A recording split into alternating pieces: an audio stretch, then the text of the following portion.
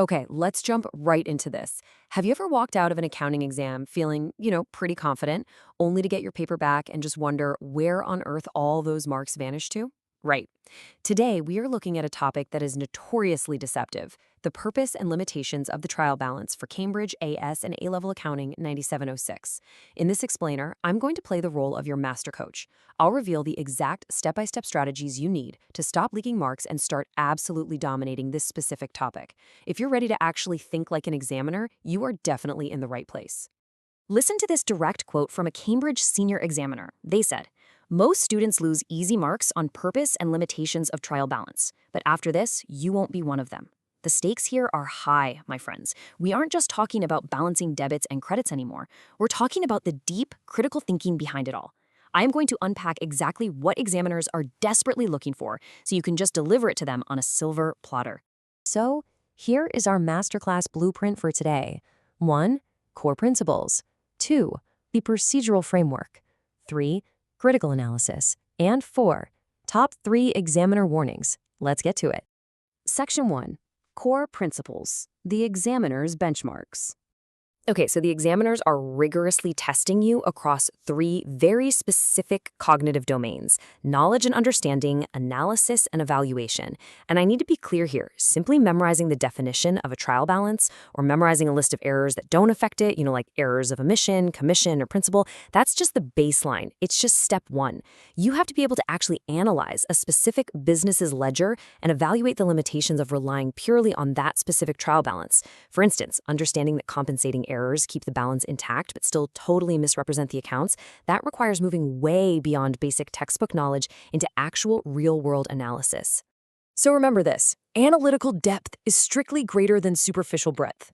I want to warn you right now, do not just dump a massive list of bullet points onto your exam paper. Seriously, don't do it. Logical, structured reasoning and deep, evidence-based analysis will always outscore a really broad but shallow list of facts. The examiners want to see you dig into why a specific limitation matters.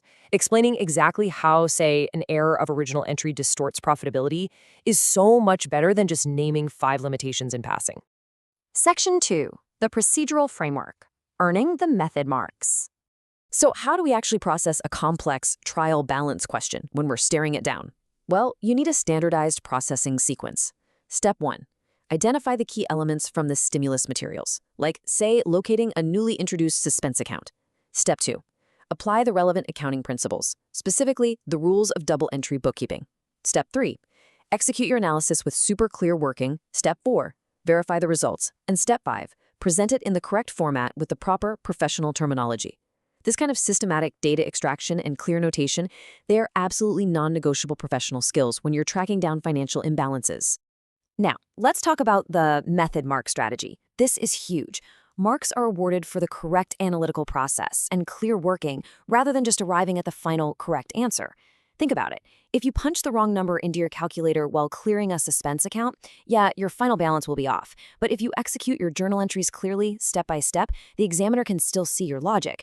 It is an incredibly powerful safety net for accumulating marks, even when that final tally isn't totally perfect. Show your work.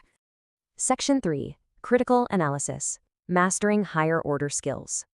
Take a look at this clear distinction between basic listing and comparative analysis. Basic listing is just saying something like, a trial balance checks arithmetical accuracy but doesn't catch errors of omission. Now, that is true, but it is super basic. Comparative analysis means taking that observation way further. It means comparing an error of omission to an error of commission in the context of that specific business and evaluating which one poses a greater risk to their actual financial reporting. Honestly, it's the distinct difference between a mediocre, middle-of-the-road response and a top-tier, elite analytical answer.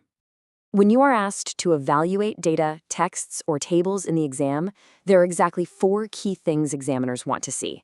You need to explicitly identify the limitations of the trial balance in the given scenario. Second, what assumptions are being made about the arithmetic accuracy? Third, are there alternative interpretations of the data, like are compensating errors masking deeper operational issues? And finally, fourth, what is the ultimate effect of all this on the business's conclusions? If you consistently hit these 4 points, your evaluation is going to be completely bulletproof. Section 4. Top 3 examiner warnings. avoiding the classic traps.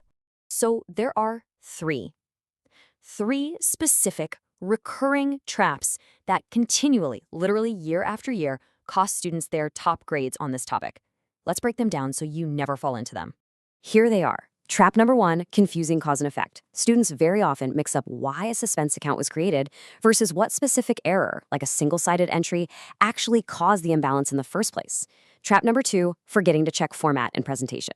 Remember those method marks we just talked about? If your journal entries lack narratives or your layout is just a total mess, you are going to bleed points. And trap number 3, which is honestly the most fatal, providing generic answers that are not specific to the context. You have got to be hyper-vigilant about your application here. And that leads us perfectly to our ultimate payoff takeaway, examiner alert. Always link every single point you make to the given scenario. If the question is about a specific manufacturing business, your evaluation of the trial balance's limitations absolutely must relate to that specific business's operations. Generic, textbook, non-contextual answers are the biggest trap of all. They show that you have the knowledge, sure, but zero ability to actually apply it. So I'm going to leave you with this question to think about. Will your next response be a generic guess, or will it be a rigorously structured, context-linked analysis? The next time you sit down for a past paper practice session, I want you to apply this systematic playbook. Focus on depth, show your journal workings, and always tie it back to the scenario. Thanks so much for joining me on this explainer today. If you want more Cambridge breakthrough strategies just like this, make sure you're subscribed to Ace the Exam's IGCSE O and A levels. Turn on those notifications so you never miss out, and I highly recommend putting these trial balance strategies to the test right now. Good luck!